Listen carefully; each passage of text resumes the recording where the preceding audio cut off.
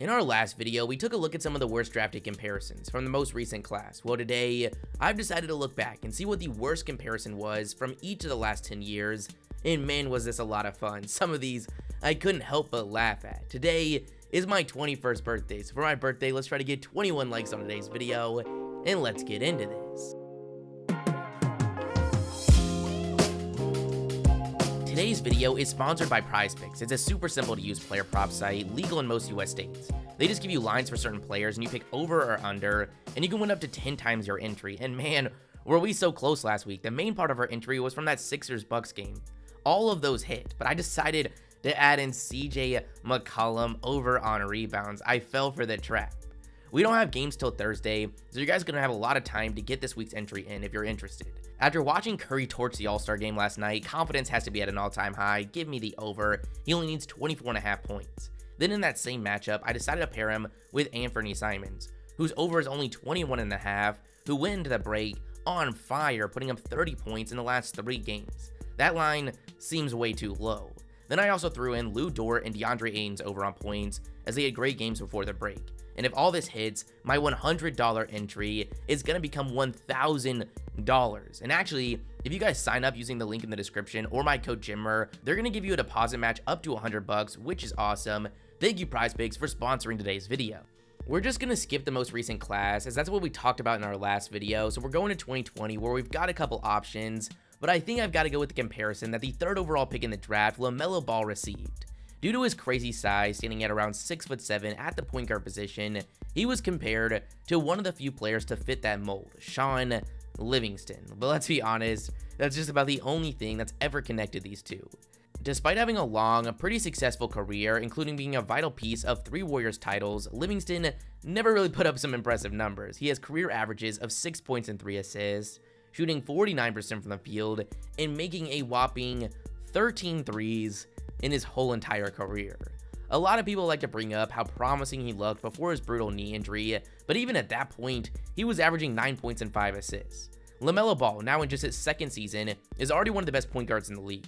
He's averaging 20 points, 8 assists, and 7 rebounds, shooting 37% from 3 on over 7 attempts a game. Obviously at this point, Livingston's not comparable to LaMelo in just about every aspect, but what's a funny thing to look back at is, as we talked about, Livingston made 13 threes in his whole entire career. LaMelo Ball had done that just 10 games into his rookie season.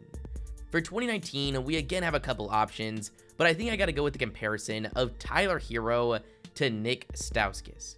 Yes, the 8th overall pick in 2014 that hasn't been anything short of a bust, averaging less than 7 points, shooting less than 40% from the field in his career. The comparison was just disrespectful, and let's be honest, we know where it's coming from. Since getting drafted with the 13th pick, Herro's been one of the most promising guards in the league.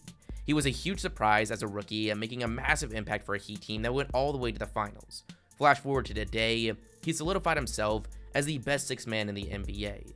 He's currently a lock to win 6th man of the year, averaging 20 points, 4 assists, and 5 rebounds, shooting 37% from 3. What's so interesting about him going forward is I still don't think we've seen his full potential. It's not out of the question for him to be a top option on a team at some point in the future.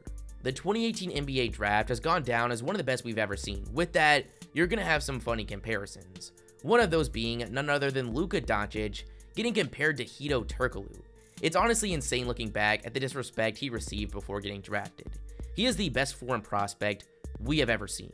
No one has and probably won't ever dominate the 2nd best basketball league in the world at that age ever again, especially someone with NBA caliber size. We see this a lot, but because of Luka being a foreign prospect, almost always comparisons were foreign, a trend I think we need to give up on. Now, Hedo was a very solid player, spending most of his career with Orlando. He had a super well-rounded game, making a name for himself as a point forward, while averaging 11 points, shooting 38% from 3. Solid. But Luka is just on a different planet. Now in his 4th season, he's already one of the best players in the league, averaging 28 points, 9 assists, and 9 rebounds. He's on pace to go down as one of the best to ever do it. Now, I'm not sure he'll ever reach the success Hedo had, but he can dream. The 2017 NBA draft is one of the most hyped up drafts we've ever seen leading up. A huge part of that was the consensus top pick, Markelle Fultz. While looking back, it seems crazy that he was the top pick in the draft. At the time, there was truly no reason to believe he wasn't a future star. As a freshman at Washington, he averaged 23 points, 6 rebounds, and 6 assists, shooting 48% from the field and 41% from 3. Actually insane. Has to be easily one of the best freshman seasons we've ever seen. You pair that with him being 6'3" with a near 6'10" wingspan, and you see why he received the comparison of one of the best players in the league at the time, James Harden. Now, we all know James Harden's had an amazing career. He's averaged 25, 6, and 7. For Markelle Fultz, it hasn't been so impressive. Once getting drafted, we saw him deal with the weirdest shoulder injury I think we've ever seen, which ultimately completely transformed his game, and you could only assume affected him mentally. In his career so far, he's averaged 11 points, shooting with terrible efficiency. He's currently injured, and when we last saw him, while he showed some decent promise, I don't think there's a question he is never gonna come close to those draft day comparisons. For 2016, we've got another #1 pick. There's a lot of players you gotta be careful comparing to, but at the top of that list is Michael Jordan and LeBron James. There's almost never a scenario where it makes sense to compare someone to either of these two. But that's what we saw in 2016 when Ben Simmons received the comparison of LeBron James. Now, it was obvious where these comparisons were coming from. Simmons was the size of a power forward with the skill of a point guard. He was a top player in high school, and the momentum didn't slow down going into the NBA draft. LeBron James has been one of the best players in the league from the day he touched the NBA court, and now, nearly 20 years later, he still is. Every flaw in his game he's addressed. He's going to go down as possibly the best to ever do it. For Ben Simmons, despite looking like a future superstar after his Rookie of the Year campaign, he should never be talked about in the same breath as LeBron James. Yes, he's a great playmaker and an elite defender, but his lack of any jump shot has destroyed his offensive game, and defenses have taken full advantage. The only time he feels comfortable on the offensive side is in that brief moment between the inbounds pass and the ball being dribbled to the half-court line. Most players that get criticized for their flaws try to prove people wrong. He just cries for a trade. For 2015, we've got our third #1 pick in a row, but this one's a little bit different. Karl-Anthony Towns was the consensus top pick out of Kentucky, and for the most part, he's exceeded all expectations. But leading up to the draft, he received the comparison of Andrew Bogut. Quite an odd one. Bogut was a statue of a center with a very limited offensive game, making a career for what he could do on the defensive end.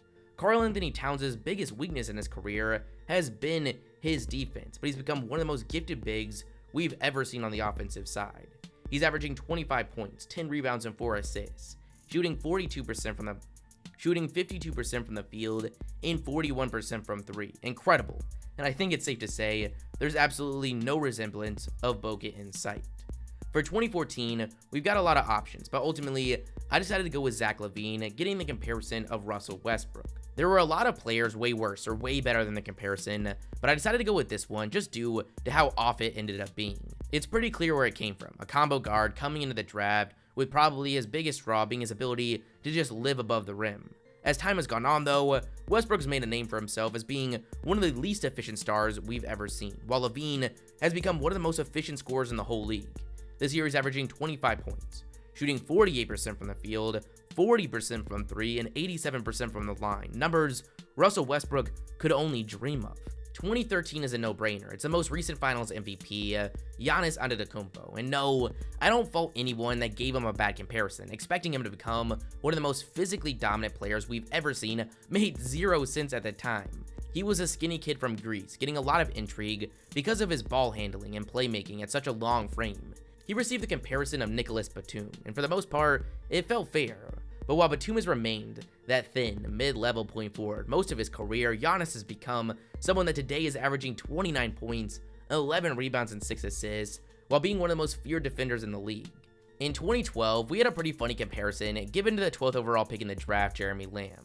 He showed a lot of promise coming out of UConn, but I'm not sure enough to warrant receiving the comparison of one of the best three-point shooters of all time, Reggie Miller. While he's put together an okay career with career averages of 10 points, shooting 34% from 3, this comparison is just laughable. In Miller's prime, he was averaging over 20 a game, shooting 43% from 3 on nearly 7 attempts. Lastly, we've got 2011, and this is another great one. Kawhi Leonard, a 2-time NBA champion, 2-time Defensive Player of the Year, and one of the best two-way wings of all time, received the comparison of Luke Mbah a Moute. Yes, you heard that right. A player that at the time was in his 3rd season, averaging 7 points and 6 rebounds, shooting 47% from the field and 21% from 3. While he played in the league for another 10 seasons, it never got much better than that. It's clear this comparison came from the defensive end, of which Kawhi still became uncomparable. But it gives you a pretty good idea of just how low the offensive expectations were, which is funny considering where he is today. He's currently dealing with injury, but when we last saw him, he was averaging 25, 7, and 5, shooting nearly 50, 40, and 90. So basically the same as Luke Mbah-a-Moute. But that's the video, you guys. You guys give me your thoughts in the comments below. If you liked the video, smash the like button, smash the subscribe button, and I'll catch you guys next time. Peace.